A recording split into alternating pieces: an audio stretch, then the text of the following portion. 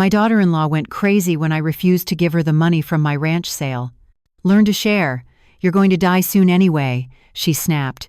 My eldest son grabbed her arm and then delivered a punch that broke my nose. 10 minutes later, I made them regret they were ever born. I'm glad to have you here. Follow my story to the end, and comment from which city you are watching me. That way, I can see how far my story has reached. At 63 years old, I never thought my own son would make me bleed at my own dining room table. But there I was, with blood dripping onto the tablecloth my baba had embroidered, feeling my nose throb with a dull, sickening pain. The cartilage had fractured with a sound that still echoed in my ears. It all started that Sunday afternoon when I announced my decision during family dinner. I had been putting off this conversation for weeks, knowing it wouldn't be easy, but I couldn't postpone it any longer. The ranch that my late husband Thomas and I had built over 40 years of marriage needed to be sold. The drug plan bills, the maintenance, the constant repairs, everything had become too much for a woman my age. Mike, my 8-year-old eldest son, was sitting to my right, cutting his Alberta steak with precise, mechanical movements. His wife, Jennifer, a 5-year-old woman with dyed blonde hair and perfectly manicured nails, pecked at her salad while checking her phone. It was the same scene as always, the two of them acting as if my house were a restaurant on the Trans-Canada, and I were the waitress. "I've made a big decision," I said, placing my fork on the plate. My voice sounded firmer than I felt inside. "I'm going to sell the ranch." The silence that followed was so thick you could cut it with a knife. Mike looked up from his plate, his blue eyes, the same ones he had inherited from his father, narrowed slightly. Jen stopped chewing, her expression transforming from boredom to sharp interest. "Sell the ranch? Why didn't you discuss this with us first?" Mike asked, his voice controlled, but with a hint of something I couldn't immediately identify. "Because it's my decision," I answered, trying to keep calm. "I've been struggling with the upkeep for months. The property taxes have gone up again. I need a new roof before the snow flies, and the irrigation system is failing." Jen straightened up in her chair, her green eyes shining with an intensity that put me on edge. I had seen that look before whenever anything related to money came up. "Well," she said, letting her fork click metallically against the plate, "I guess it's for the best. How much do you expect to get for it?" The question caught me off guard. Not because of what she asked, but because of the tone. There was no concern for my well-being. There was no sadness for losing the family home, just numbers, just money. "The realtor estimates we could get around $1.2 million, I said carefully. "With that, I can buy a smaller bungalow in Cochrane and have enough to live comfortably for my remaining years." Jen practically lit up. She leaned forward, her perfectly manicured hands lacing together on the table as if she were about to close a business deal. "That's wonderful, Margaret," she said with a smile that didn't reach her eyes. "Mike and I have been talking about expanding our construction business. With an investment like that, we could double our income in less than 2 years." I felt as if a bucket of ice water had been dumped on me. "Excuse me?" Mike nodded, as if the conversation had already been decided without my input. "It makes sense, Mom. We understand investments and business. You would simply keep the money in the bank, earning practically nothing in interest. That money is for my retirement," I said, feeling my voice harden. "For my new house, for my medical bills, for my security." Jen let out a laugh that sounded like breaking glass. "Oh, please, Margaret, let's be realistic here." She leaned back in her chair, studying me as if I were a problem that needed solving. "Learn to share. You're going to die soon anyway." The words dropped onto the table like stones thrown into a calm pond. The silence that followed was deafening. I felt as if all the oxygen molecules had been sucked out of the room. "What did you just say?" I murmured, my voice barely a whisper. Jen shrugged, with an indifference that chilled my blood. "I'm being practical. You're 63 years old, Margaret. How many good years do you have left? 10? 15? If you're lucky? We're young, we have a whole life ahead of us. We can make that money grow, create something lasting." Mike said nothing to stop her. He didn't protest. He didn't apologize for his wife. He simply nodded, as if Jen's words were the most sensible logic in the world. "That money is mine," I said, my voice gaining strength. "I earned it alongside your father over 40 years of hard work. Every dollar represents sacrifices you cannot even imagine." Sacrifices that we can now honor by multiplying that investment, Mike retorted. Mom, think about it rationally. I stood up so abruptly that my chair wobbled backward. No. The answer is no. That money is to secure my future, not to finance your business dreams. Jen stood up too, her face contorted in an expression of pure fury. You're a selfish old woman, after everything we've done for you. Everything you've done for me? I repeated, incredulous. Like what? Coming to dinner once a week and complaining about the food? Asking to borrow money that you never pay back? Ignoring my calls when I need help with something? Mike stood up slowly, his face adopting that cold expression that painfully reminded me of his father when he was truly angry. But there was something different, something darker in his eyes. Calm down, Mom, he said, his voice dangerously low. You're being dramatic.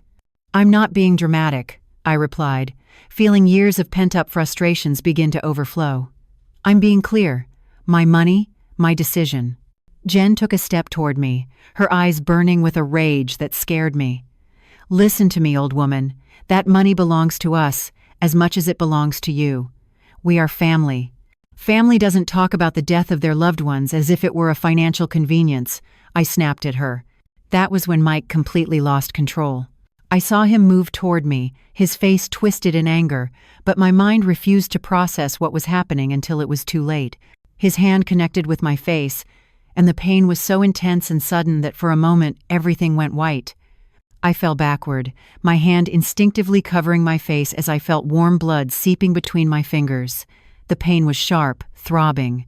But what hurt the most was the realization of what had just happened. My own son, the baby I had carried for 9 months, the child I had fed and cared for, the man I had raised to be better than this, had hurt me. When I could finally focus my vision, I saw them standing there, Mike with an expression of shock mixed with defiance, and Jen with something akin to satisfaction. Look what you made me do, Mike muttered. But there was no remorse in his voice, only cold justification. I slowly got up, wiping the blood from my face with a cloth napkin. I could feel my nose already beginning to swell, and when I breathed, the air whistled through what was clearly damaged cartilage. But instead of the fear or devastation they probably expected to see, something entirely different settled in my chest. A strange, cold calm took hold of me, the kind of calm you get right before a blizzard hits. I looked up at them, my blood staining the white napkin, and I smiled. 10 minutes, I said softly, my voice strangely serene despite the injury. In 10 minutes, you are going to deeply regret this. I saw them exchange a confused glance, but I was already walking toward my study, leaving a trail of blood drops on the hardwood floor that Thomas had installed with his own hands decades ago. They were right about one thing. I was old. But what they didn't know was that age comes with wisdom, patience, and the kind of revenge that only someone who has lived long enough to understand exactly how the world works can plan. Their arrogance had just given me the perfect gift, the moral justification I had been waiting for years. As I cleaned the blood from my face in the washroom mirror, I couldn't stop my mind from going back to the last 5 years, ever since Mike had married Jen. There had been signs, so many signs, that I had chosen to ignore because I wanted to believe that my son was still the kind-hearted boy I had raised. The first time I noticed something strange was during their honeymoon. They had gone to Europe for 3 weeks, a trip that cost more than $20,000. When they returned, Mike called me from the airport. Mom, we need you to pick us up. Jen isn't feeling well and we don't want to spend money on a taxi. I drove 45 minutes to YYC, only to find them waiting with 12 suitcases and an attitude that surprised me. Jen barely greeted me, too busy complaining about the flight, the plane food, everything. Mike didn't seem the same either. There was a new coldness in him, a way of looking at me as if I were a nuisance. On the way home, Jen began to talk about their plans. We need a bigger house, she said, looking out the window, as if the scenery bored her. We can't live in that apartment forever. We're thinking of something in Altador, at least 4 bedrooms with a pool. That sounds wonderful, I replied, trying to keep the conversation friendly. Have you been saving a lot? Mike and Jen exchanged a glance in the rearview mirror. It was a look I didn't understand then, but that I now recognized as complicity. Well, Mike said slowly, we were hoping that maybe you could help us with the down payment. My heart sank a little, but I tried to keep my voice neutral. How much do you need? $100,000, Jen answered without hesitation, as if it were the most natural thing in the world to ask someone for that amount. I nearly put the truck in the ditch. $100,000 was a fortune to me, representing years of careful savings. That's a lot of money, I murmured. Oh, come on, Margaret, Jen said, turning to look directly at me. It's not like you need it for anything urgent. It's just sitting there in your savings account. The casualness with which she spoke about my money disconcerted me, as if my savings were a family account to which everyone was entitled. I need to think about it, I finally said. The silence that followed was uncomfortable. Mike said nothing to support me or to diffuse the tension. He just looked ahead as if the conversation wasn't about him. That night, after dropping them off at their apartment, I sat in my kitchen with a cup of tea, trying to understand what had changed. My son had returned from his honeymoon like a different person. Or maybe he had simply stopped pretending to be who I thought he was. The loan started shortly after. First, it was $500 for car repairs. Then $1,000 for Jen's unexpected medical bills. Then $2,000 for an investment opportunity they couldn't pass up. Each time they promised to pay me back, and each time I was naive enough to believe them. I never saw a single loonie back. But it wasn't just the money. It was the way they started treating me. Sunday visits became obligations they endured, not family moments they enjoyed. Jen arrived with a list of complaints. The food was too salty. The house was too chilly. My television was too old and small. "Aren't you ashamed to live like this?" she asked me once, looking around my living room as if it were a contaminated place. "A woman your age should have better standards."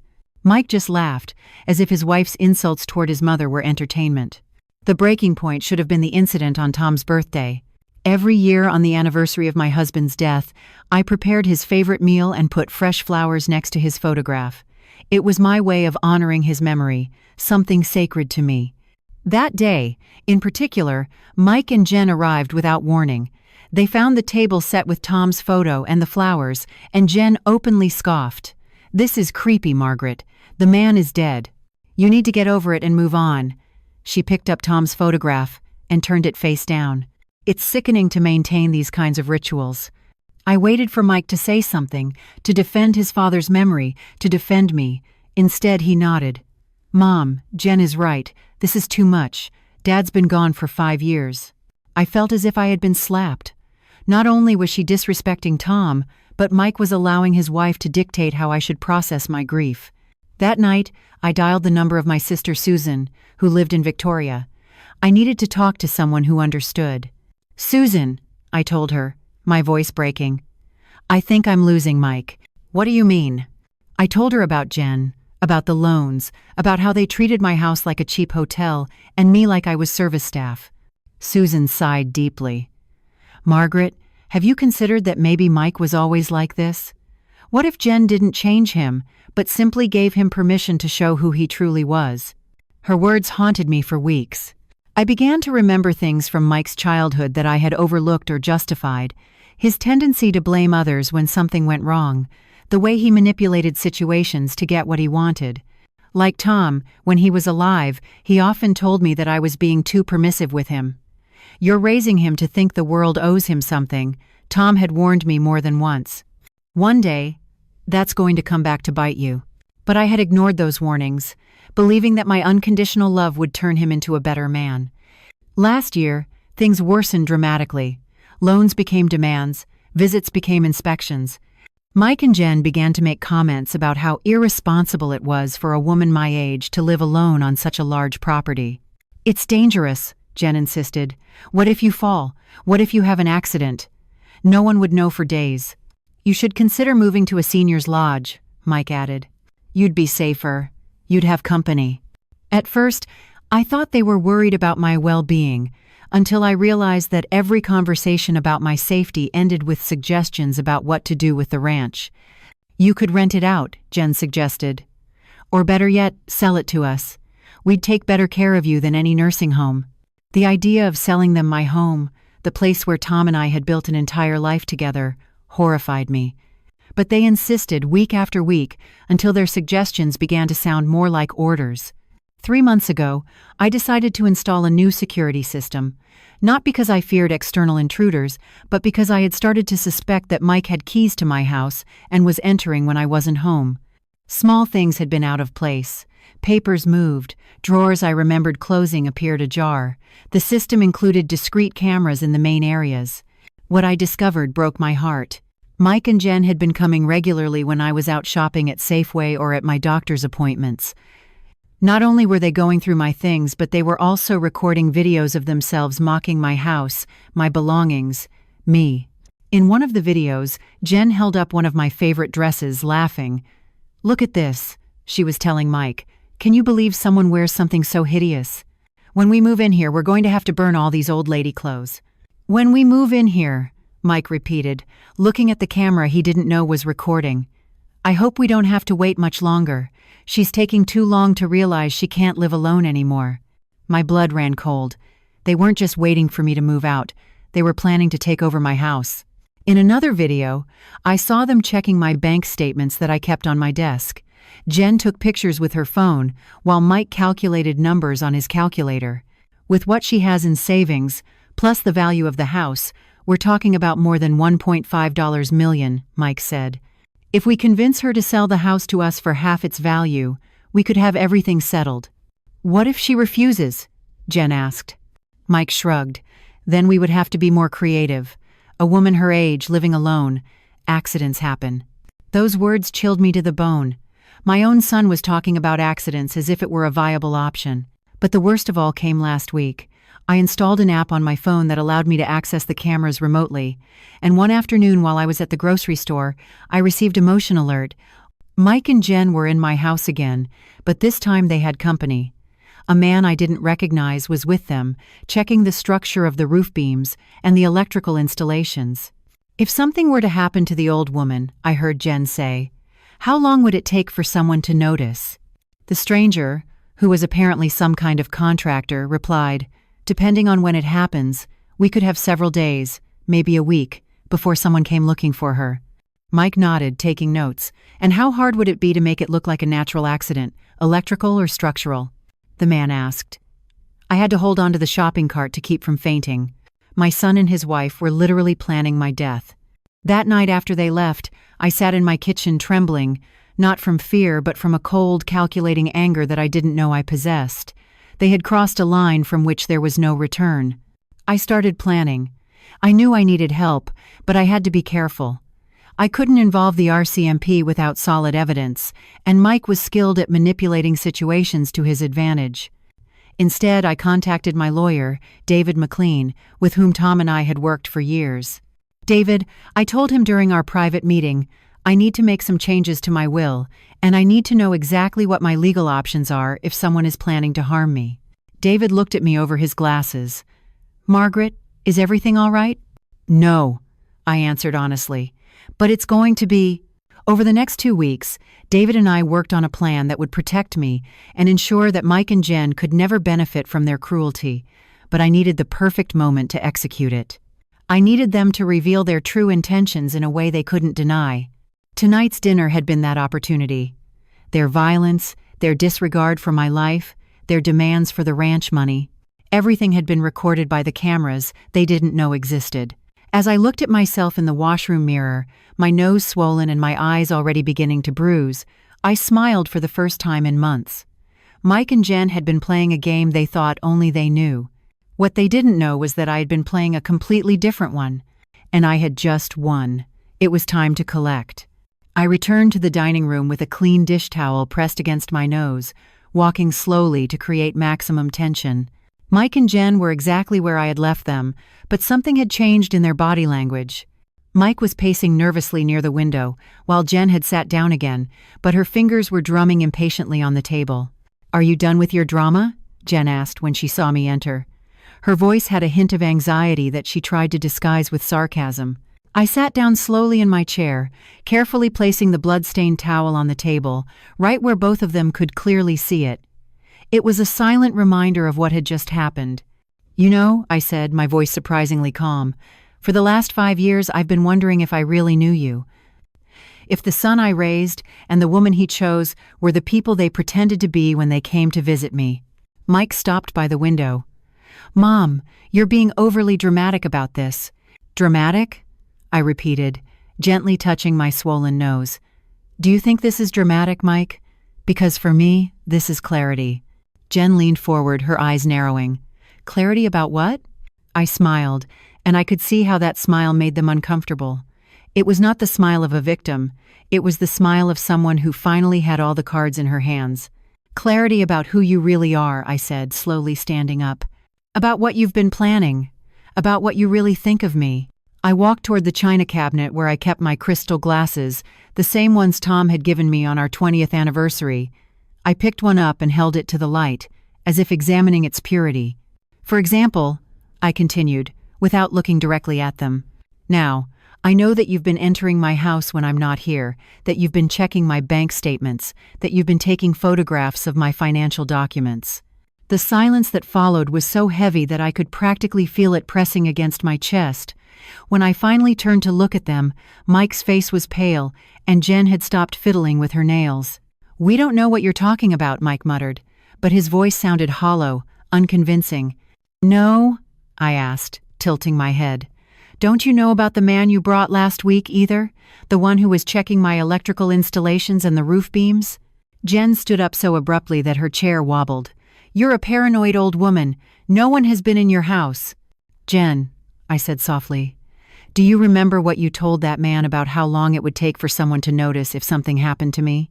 The transformation on her face was instantaneous. The color drained from her cheeks, and for the first time since I had known her, Jen looked genuinely scared. Mike took a step toward me, his expression hardening. "Have you been spying on us?" "In my own house," I replied calmly. "Imagine that." "This is ridiculous," Jen burst out, but her voice cracked slightly. "You have no idea what you're saying." I walked toward my study, knowing that they would follow me. And they did, like puppies following their owner, except that in this case, they were more like wolves following prey who had just revealed her own fangs. My study was my sanctuary. The walls were covered with family photographs, diplomas, and memories of 40 years of marriage. But it was also where I kept my computer and where I had been planning my revenge for the last 2 weeks. I sat down in front of the computer and turned it on slowly. Mike and Jen stood behind me, and I could feel their anxiety radiating like heat from their bodies. "Do you know what the funny thing about modern technology is?" I asked as I waited for the machine to boot up. "One can install security cameras so small that they are practically invisible, and they can record for weeks without anyone noticing." "Mom," Mike said, and for the first time in years, his voice sounded like the little boy he had been scared, vulnerable. "What are you doing?" "I'm showing you who you really are," I replied, clicking on a folder labeled Evidence. The screen filled with a list of video files organized by dates. There were dozens of them. I selected one from last month and double-clicked. The image that appeared was crystal clear. There were Mike and Jen in my living room, laughing as they went through my drawers. The audio quality was perfect, too. "Can you believe she keeps this old stuff?" Jen's voice came out clearly from the speakers. On screen, she was holding one of my family photo albums. "When we move in here, all this goes straight to the trash." "When we move in here," Mike's recorded voice repeated. "I hope we don't have to wait much longer." I paused the video and turned to look at them. Jen had a hand over her mouth, and Mike looked as if he was going to throw up. "This was from October 15th, I said conversationally. "Would you like to see the one from October 22nd? That one is particularly interesting. It's when you discuss the different ways to make my death look accidental." "Margaret," Jen whispered, "we can explain—" "Explain what?" I asked, selecting another file. "Explain why my son and his wife have been planning to kill me to take my money. Please, I'm anxious to hear that explanation." I clicked on the second video. This time, the images showed Mike, Jen, and the unknown contractor discussing faulty electrical installations and structural accidents. If something were to happen to the old woman, Jen's recorded voice said, "How long would it take for someone to notice?" Mike slumped into a nearby chair, burying his head in his hands. "Mom, we were never actually going to do anything." "No?" I asked, raising an eyebrow. "Then why did you hire a specialist to discuss specific methods? Why did you take photographs of my bank statements? Why have you been lying about your finances to get more loans? Jen found her voice, although it sounded shrill and desperate. Those videos were taken without our consent. They're illegal. I laughed, a genuine laugh that startled them. Jen dear, these are recordings from my own house on my private property. Not only are they completely legal, but they clearly document your conspiracy to commit murder and fraud. We never said we were going to kill you, Mike shouted, raising his head. His eyes were red, either from tears or panic. No, you're right, I admitted, clicking on a third file. You never used that specific word. You preferred terms like accident, structural problem, and my personal favorite, permanent solution. The third video began to play. This time it showed a conversation they had had just the week before, where they discussed how much money they could get if they sold the ranch immediately after I was no longer a problem. We could have everything liquidated in 6 months, Mike's voice said in the recording. With the money from her bank accounts, plus the sale of the property, we'd be talking about more than $1.5 million. And nobody would suspect anything, Jen added. A woman her age, living alone. These accidents happen all the time. I stopped the video and turned to them again. Mike was visibly trembling, and Jen looked as if she was calculating her escape options. Now, I said, my voice taking a more serious tone, we come to the interesting part of our conversation. I stood up and walked toward my safe, a small unit Tom had installed years ago. I dialed the combination slowly, savoring every second of suspense it created. You see, I continued as I opened the safe. Over the last 2 weeks, I've been very busy, not only installing security cameras, but also consulting with lawyers, private investigators, and some other very interesting professionals. I pulled a thick folder from the safe and placed it on my desk. This folder contains copies of all the videos you just saw, along with some others that I haven't shown you yet. It also contains a complete analysis of your personal finances, which turned out to be quite revealing.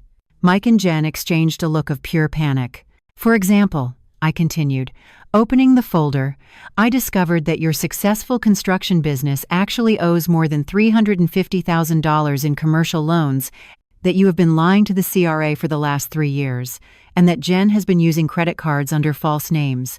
Jen stumbled backward, as if I had physically slapped her. That's not true. Oh, but it is. I have documents that prove everything. I pulled out another set of papers from the folder. I also have here a sworn statement signed by the contractor you brought to my house. It turns out that Jerry Dupuis has a criminal record for insurance fraud, and when my private investigator explained the possible legal consequences of conspiring to commit murder, he became very cooperative. Mike stood up abruptly, his face twisted in desperation. Mom, please, we can explain all this. We can fix things. Fix things? I repeated, my voice dripping in credulity. Mike, 10 minutes ago you broke my nose because I refused to give you my money. A week ago you were planning my death. Exactly what part of this do you think can be fixed? Jen had started to cry, but they weren't tears of regret. They were tears of panic, of someone who had just realized she had completely lost control of the situation. Please, she sobbed. We didn't know what we were saying. We were stressed about money. We weren't thinking clearly. Oh, but you were thinking clearly, I replied, pulling the last document from the folder. You thought clearly enough to research my life insurance policies, to find out exactly how much my properties were worth, to meticulously plan how to access my bank accounts after my death. I held the document toward them. This is a complete report of your online activity for the last 6 months. Every search item, every website you visited about common domestic accidents in the elderly, every forum you participated in discussing methods to make a murder look like natural death. The silence that followed was absolute. I could hear the ticking of the clock on the wall, the distant hum of the refrigerator in the kitchen, even my own breathing. But from Mike and Jen, there was no sound. They were completely paralyzed by shock. Now, I finally said, placing the document back in the folder, we are going to discuss exactly what is going to happen next. I sat down in my chair, crossed my hands on the desk, and looked them straight in the eye. But first, I think you should know something very important about the ranch you covet so much. I smiled, and this time there was nothing maternal or benevolent in that smile. It turns out, it was never really mine to sell. The expression on Mike and Jen's faces when I uttered those words was like watching two balloons deflate simultaneously. Confusion replaced panic, and then confusion gave way to something akin to terror. "What do you mean it was never yours?" Mike asked, his voice barely a whisper. I leaned back in my chair, enjoying every second of their bewilderment. "Sit down," I ordered. "This is going to be a long conversation, and you'll want to be comfortable for what's coming." Jen slumped into the nearest chair, her hands visibly trembling. Mike remained standing, but he clung to the back of a chair as if it were the only thing keeping him upright. "When your father and I bought this ranch 42 years ago," I began. "We didn't buy it the traditional way. Tom was very smart with money, much more than either of you ever bothered to find out." I pulled another document from my safe. This one yellowed with age, but perfectly legible. "This ranch was bought under an irrevocable family trust. Do you know what that means?" I saw them exchange blank looks, and I couldn't help but feel a pang of disgust. They had been planning to steal a property about which they knew absolutely nothing. "It means," I continued, "that technically I was never the owner of this property. I am the primary beneficiary of the trust, with the right to live here and use the land for my entire life. But the actual property belongs to the trust." "And what does that mean for us?" Jen asked, her voice raspy. "For you? Absolutely nothing," I replied coldly, "because you are not beneficiaries of the trust." Mike finally sat down, his face pale as paper. "Who are the beneficiaries then?" I smiled, and it was the most genuine smile I had had in years. "Your children, Mike, Liam and Sophie." The silence that followed was so deep that I could have heard a feather drop. Mike and Jen stared at me as if I had started speaking an alien language. "That's impossible," Jen stammered. "We haven't seen those children in over 2 years." "Precisely," I said, my voice hardening. "You haven't seen them because you decided it was more important to please a new wife than to maintain a relationship with your own children." The story of Liam and Sophie was painful for me and devastating for them. When Mike married Jen, she had made it very clear that she didn't want baggage from his previous marriage. The children, who were then 12 and 14, were gradually excluded from Mike's life. First, it was the canceled visits, I recalled out loud. Then, the ignored phone calls. Then, when Chantal, your ex-wife, moved to Kelowna with the children, you simply let them go. "That's not true," Mike protested weakly. "Things were complicated." "Complicated?" I repeated. "Mike, you didn't go to Liam's grade 8 graduation. You missed Sophie's piano recital. When Liam broke his arm playing baseball, you didn't even know until 3 weeks later." Jen had started to get nervous, her eyes darting between Mike and me as if she was calculating something. "That was Chantal's decision," she insisted. "She turned them against us." "Chantal called me," I said quietly. "Every time you canceled a visit, every time you ignored a call from the children. She would cry, wondering what she had done wrong, why their father had abandoned them so completely." Tears began to run down my cheeks, not from sadness, but from an anger that had been simmering for years. "And I lied to her," I continued. "I told her I was sure Mike loved them, that he was just going through a difficult time. But the truth was, I knew exactly what had happened. You had chosen Jen over your own children."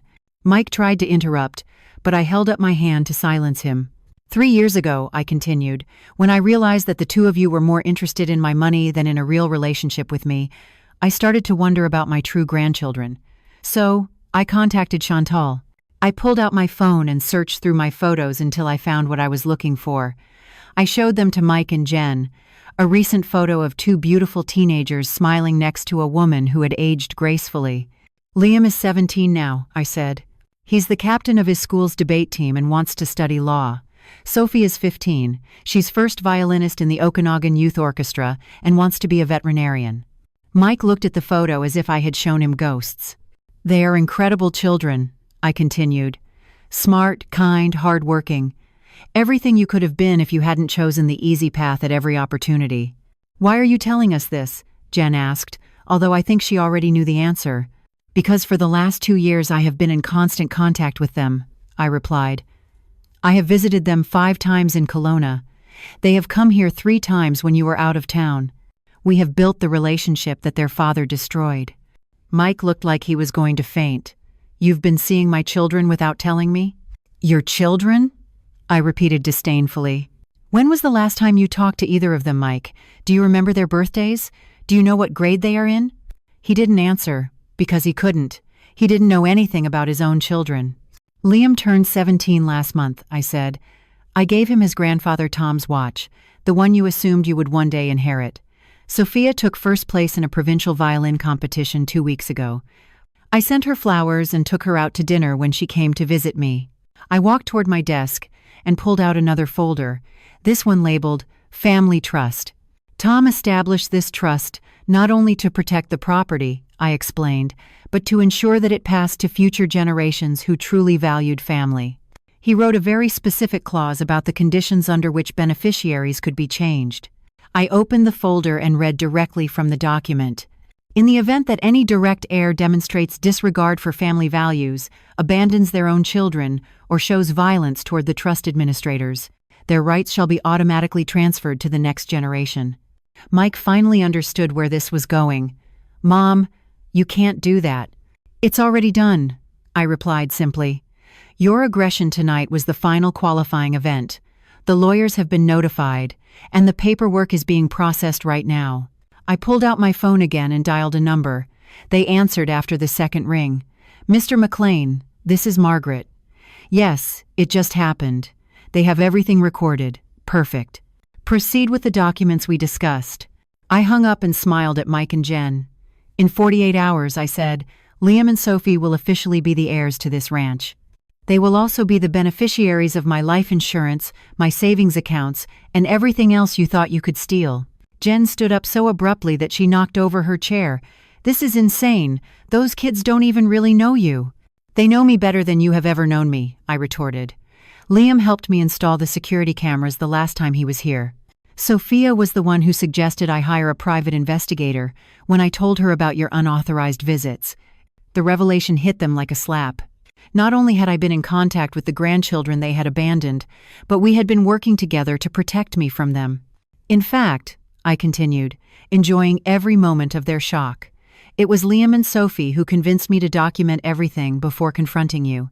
They wanted to ensure there was irrefutable evidence of who you really are. Mike stood up, staggering slightly. Where are they now? In a safe place, I replied, waiting for my call to confirm that everything went according to plan. I dialed another number on my phone, this time activating the speaker so they could hear. Grandma? Came the clear voice of a young man from the phone. Are you okay?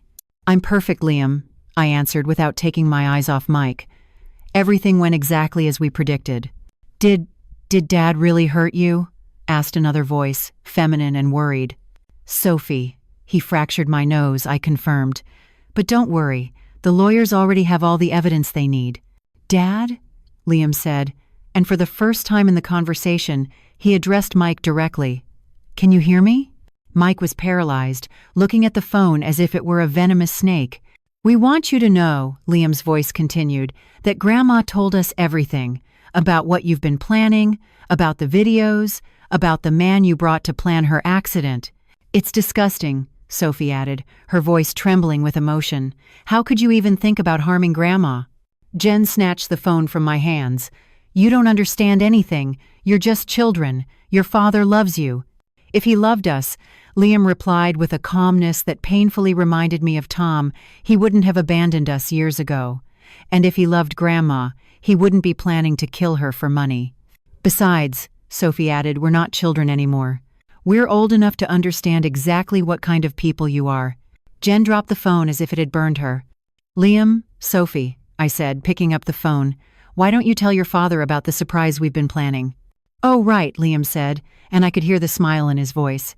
Dad, we hope you don't have plans for next weekend. Why? Mike murmured. Because, Sophie replied with barely contained delight, we're moving to the ranch permanently. Grandma has named us as sole heirs, and Mom already signed the papers so we can live here during our university years. Also, Liam added, I've already submitted my application to the University of Calgary. I'm going to study law, specifically family and elder law. My first case is going to be ensuring that people like you can never take advantage of vulnerable seniors. Mike collapsed into his chair, all the fight draining out of him. See you Friday, Grandma, the children said in unison. We love you. I love you too, I replied. And these were the first completely honest words I had said all night. I hung up the phone and looked at Mike and Jen, who looked like two castaways contemplating a ship sailing away without them. "Now," I said, sitting back down at my desk, "let's talk about what's going to happen to you." The silence in my study was so dense that you could cut it with a knife. Mike and Jen had become completely motionless, like salt statues, processing the magnitude of what had just been revealed to them. Not only had they lost any possibility of inheriting my money, but they had been outsmarted by the very grandchildren they had abandoned years ago.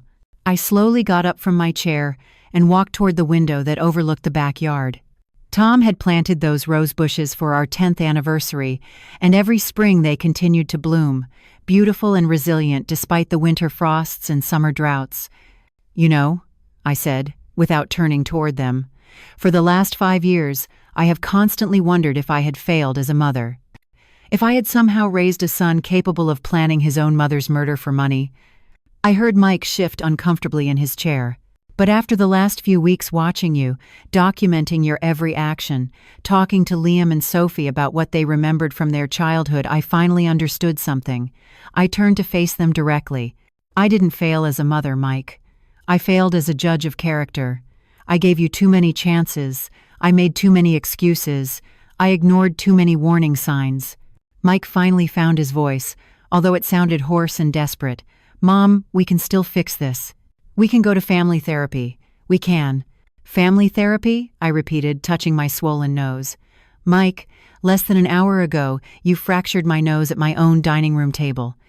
A week ago, you were consulting with a criminal about the best way to make my death look accidental. There is no therapy in the world that can fix that."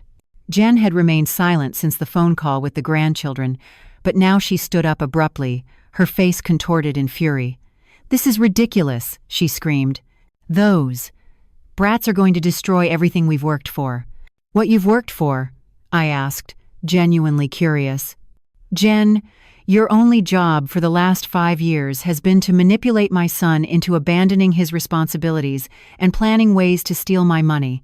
That's not work. That's parasitism." Her eyes filled with tears, but not of sadness. It was pure rage. "You have no right," she shrieked. "Mike is your son. I'm your daughter-in-law. Those kids are strangers to you." "Those strangers," I replied coldly, "called me every Sunday for the last 2 years. They sent me handwritten cards for my birthday. Liam helped me fix the garden fence the last time he was here, and Sophie taught me how to use new apps on my phone." I walked toward my desk and pulled out a final folder. This one marked "Legal Consequences." "While you," I continued, "only contacted me when you needed money, never remembered important dates, and spent the last 6 months planning my death." I opened the folder and placed several documents on the desk. "Now, let's talk about your immediate future," I said, my voice taking a completely professional tone. "First document, an emergency protection order that goes into effect tomorrow morning. You cannot come within 500 yards of this property, me or Liam and Sophie." Mike stood up so abruptly that he knocked over his chair. "You can't do that." "It's already done," I replied. Second document, a civil lawsuit for conspiracy to commit murder, elder abuse, and trespassing. The damages requested total $3 million. Jen staggered backward, as if I had hit her physically. Third document, I continued relentlessly. Copies of all the evidence we have collected, being sent to the Canada Revenue Agency, documenting your fraudulent tax returns and the use of false identities to obtain credit. "Mom, please," Mike pleaded. And for the first time in years, he sounded genuinely desperate. "We can pay back the money we owe you. We can." Fourth document, I interrupted him. "A letter to all your current construction clients, informing them of the pending criminal charges and recommending they seek alternative services." I pulled out my phone and showed a list of numbers. "I have already spoken with 3 of your largest clients. Curiously, none are comfortable employing someone who plans to murder their family members for money." Jen collapsed into her chair, sobbing hysterically, but even through her tears, I could see that it was not remorse that motivated her. It was pure self-pity. Mike took a step toward me, his hands outstretched as if to beg. "Mom, we're family. There has to be a way to resolve this without destroying our lives." "Family?" I repeated, the words sounding bitter in my mouth. Mike, when you were planning my death, were you thinking of family? When you took photographs of my bank statements without my permission, were you thinking of family? When you hit me in the face an hour ago, was that a family act? He didn't answer, because he couldn't. Family, I continued, is Liam and Sophie, who call me to tell me about their school days. Family is Chantal, who sends me photos of the kids during their sports competitions. Family is the people who care about your well-being, without expecting anything in return.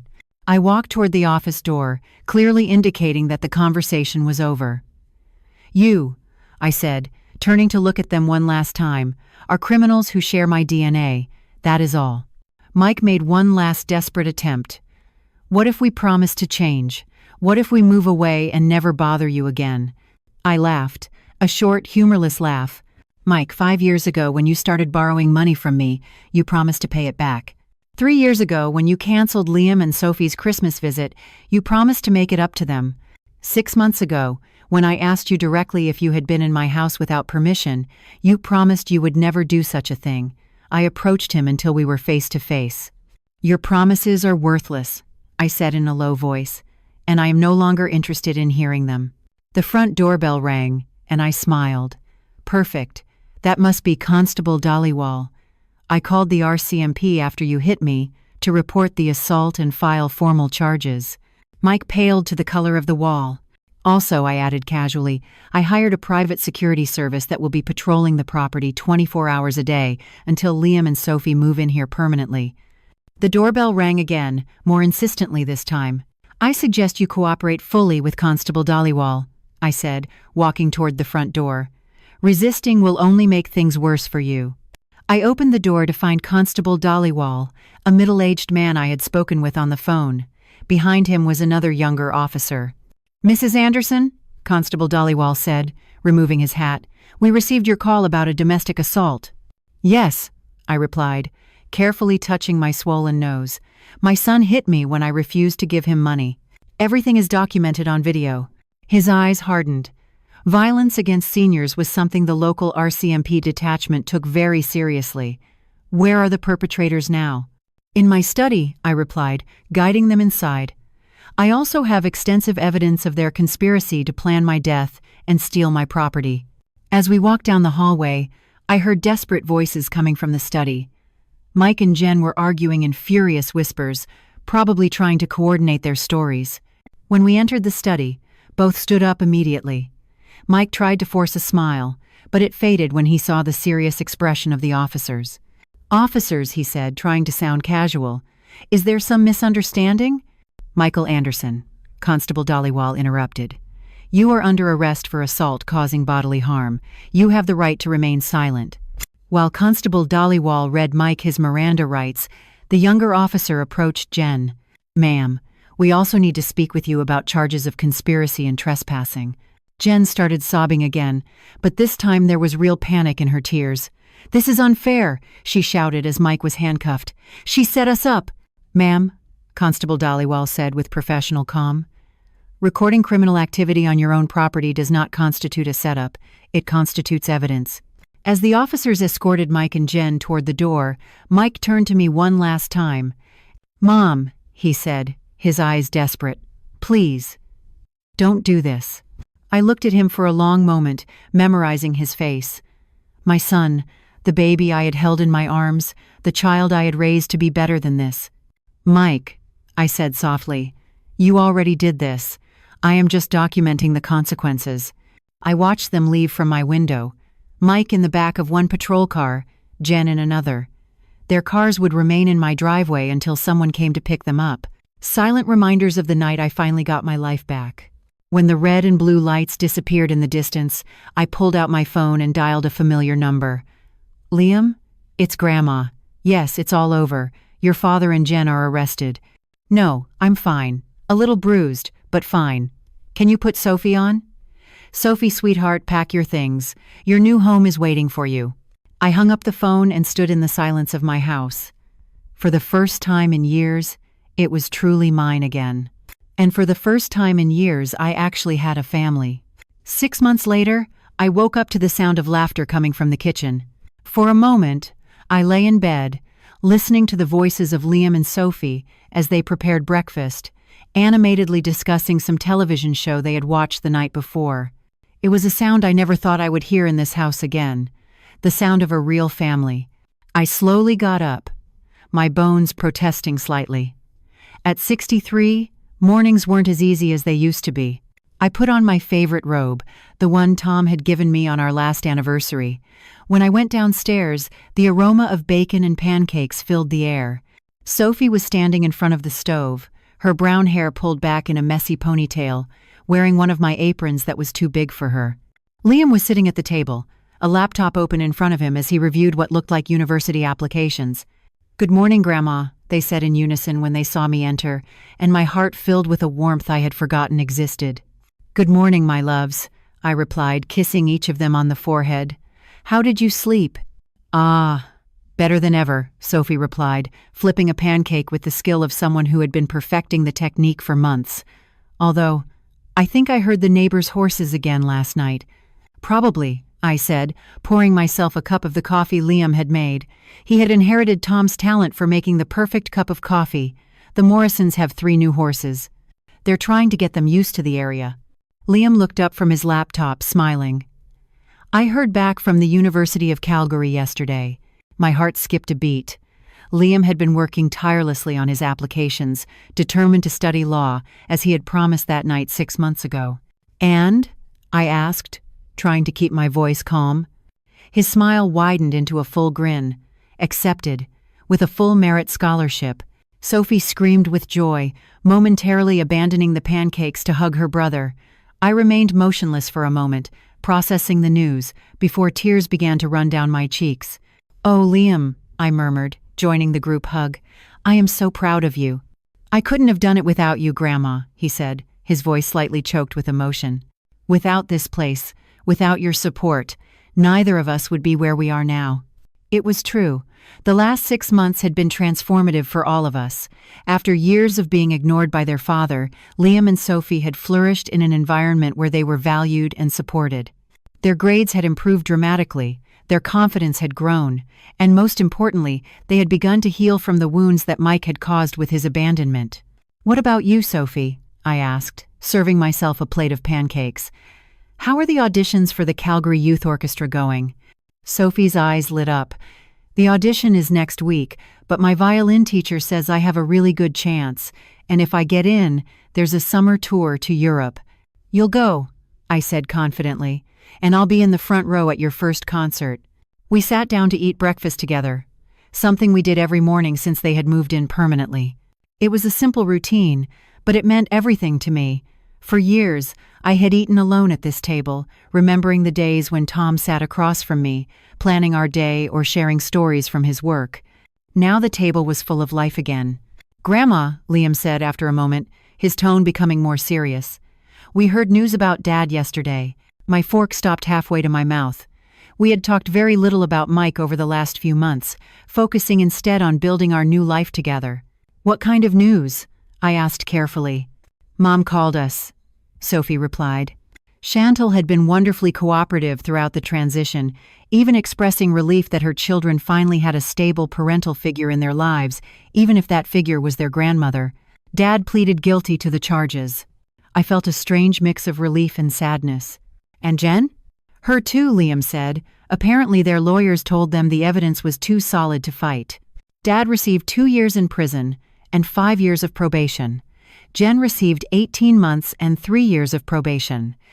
Plus, Sophie added, they have to pay full restitution for all the loans they never paid back, plus additional damages. I put down my fork and leaned back in my chair, processing the information. Mike would be in prison for the next 2 years. By the time he got out, Liam would be in his 2nd year of university, and Sophie would be finishing high school.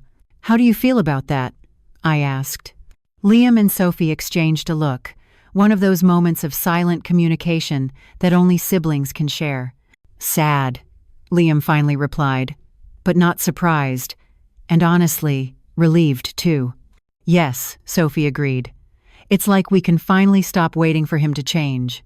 We don't have to wonder anymore if he's going to call, or if he's going to remember our birthdays, or if he's going to be there when we need him. Now we know he won't." And that's better than living with false hope. The wisdom in their words surprised me. These children who had been through so much pain and abandonment had emerged stronger and more perceptive than many adults I knew. "And you are okay with that?" I asked. "We have everything we need," Sophie replied, smiling. "We have a home where we are loved, a grandmother who believes in us, and a future we can build for ourselves. Besides," Liam added with a mischievous grin, "when I graduate from law school, my first official case will be making sure Dad and Jen comply with every term of their probation." I laughed in spite of myself. "Already planning your legal career?" "Absolutely," he replied. "I'll specialize in elder law and protection against financial abuse. There are too many people like you who are victimized by their own families. Someone needs to fight for them." My heart swelled with pride. This young man who had been abandoned by his own father had channeled that experience into something positive, something that could help others. "You know what?" I said, standing up. "I think it's time to show you something." I led them to my study, the same place where I had confronted Mike and Jen 6 months ago. But now, instead of feeling like a battlefield, it felt like a sanctuary. I opened my safe and pulled out 2 envelopes, each marked with their names. "Your grandfather Tom left something for his grandchildren," I said, handing an envelope to each of them. "He had me wait until you were old enough to truly appreciate it." Liam opened his envelope first, and his eyes widened when he saw the contents. "Grandma, this is a $75,000 trust fund for my university education. Tom started saving it the day you were born," I completed. Sophie opened hers with trembling hands. "I have one too. Also $75,000, I confirmed. For university, or for music school, or for whatever you dream of doing with your life." Both of them stood motionless, looking at the documents as if they were written in a foreign language. "Dad never told us anything about this," Liam murmured. "Because I never told him," I admitted. "When I saw how he was treating you, I decided that he didn't deserve to know about the gift that his father had left for his children." "But Grandma," Sophie said, "doesn't this mean that you have been looking after this money all this time, protecting it for us?" "Of course," I replied. "That's what real family is for." The 2 of them launched themselves toward me in a hug that took my breath away. We stayed like that for a long moment, 3 generations united, not by obligation or expectation, but by genuine love and mutual respect. That afternoon, while Liam worked on his university essays and Sophie practiced violin in the living room, I sat on the back porch with a cup of tea, watching Tom's rose bushes. They had bloomed especially well this year, as if the happiness in the house had nurtured them too. My phone rang, and I saw Susan's name on the screen. "Hello, sister," I answered. "Margaret," Susan said. "I just received your letter about Liam and university. I'm so happy for you." Over the last few months, I had been keeping Susan updated on our new life. She had been incredibly supportive, even offering to fly from Victoria to testify at the trial if necessary. "Thank you," I said. "It has been healing, Susan. Having these children here, seeing them flourish in an environment where they are loved, it's as if the house has come back to life." "And you?" Susan asked softly. "How are you coping with everything?" It was a good question. The last 6 months had been an emotional roller coaster. There had been moments of pure joy, seeing Liam and Sophie thrive. But there were also moments of deep sadness, mourning the son I had lost not to death, but to choice. "Some days are difficult," I admitted. "I still love Mike, despite everything he did. It still hurts to know he's in prison, but I also feel liberated." "Liberated how?" "Liberated from guilt," I explained. "For years I blamed myself for how Mike turned out. I wondered what I had done wrong, how I could have raised him better. But seeing Liam and Sophie, seeing the kind of people they are despite having been abandoned by him, I realized that Mike's choices were his own, not mine. And now," I continued, looking toward the house, where I could hear Sophie's violin music floating through the open window, "I have the opportunity to be the grandmother I always wanted to be part of young lives that truly value me." "I'm so happy to hear that," Susan said. "You deserve to be happy, Margaret. You deserve to be surrounded by people who love you for who you are." After hanging up with Susan, I sat on the porch until the sun began to set. Liam came out to find me for dinner, and as we walked into the house together, I realized something that filled me with a deep peace. This house, which for years had been a place of loneliness and painful memories, was now full of life again. Not in the way I had imagined. It wasn't my young children running through the halls, but in a way that was equally beautiful. During dinner, Sophie told us about a concert she wanted to organize to raise funds for the local animal shelter. Liam shared his plans to apply for a summer internship at the district attorney's office, specifically in their Crimes Against Seniors division. As I listened to them planning their futures, I realized that I had done more than just protect myself from Mike and Jen. I had created a legacy. Liam would become the lawyer who would protect others from what I had experienced. Sophie would use her music to bring beauty and joy to the world. And both of them would understand, in a way that Mike had never understood, that real family is about mutual support, not exploitation. That night, after the grandchildren went to sleep, I sat in my favorite chair in the living room with the photo album I had been looking at the day I found the security cameras. But this time, instead of pain, I felt gratitude.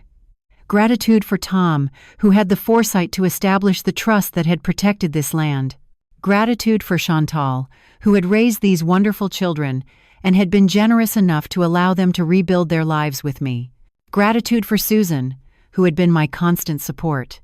And yes, even gratitude for Mike and Jen, because their betrayal, as horrible as it was, had been the catalyst that had brought me back to Liam and Sophie. If they hadn't shown their true colors so vividly, I might have continued to feel guilty, might have continued to doubt my instincts. Instead, their own cruelty had made the choice clear and irreversible. As I turned off the lights and headed for bed, I passed Liam's room. His door was ajar, and I could see the light from his desk lamp as he worked on his university essays. Next door, Sophie's room was quiet, her violin carefully stored in its case next to the window.